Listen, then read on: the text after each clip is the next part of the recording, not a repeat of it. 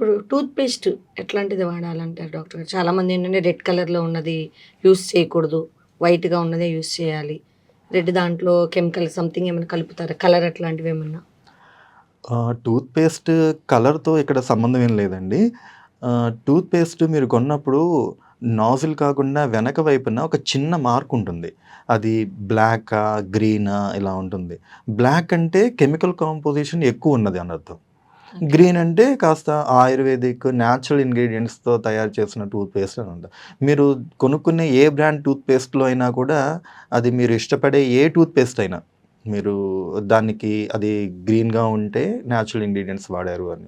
బ్లాక్‌గా ఉంటే chemical composition. మీకు ఏది సూట్ అయితే నురగొచ్చే పేస్ట్‌కి అలవాటు పడితే నురగొచ్చే పేస్ట్‌కే వాడుకోవడం, అలవాటు అంటే చేసుకోవడం. పేస్ట్ చాలామంది బ్రష్ ఫుల్‌గా పెట్టుకుంటారు. హ్మ్. అంత పెట్టుకోకూడదు. హాఫే ఎక్కువ యూజ్ చేయకూడదు. హాఫే పెట్టుకోవాలనంటారు. యెస్.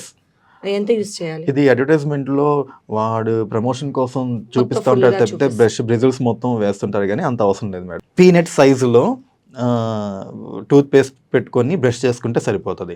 ఆ పేస్ట్‌ని 2 మినిట్స్ రుద్దుకుంటే సరిపోతది.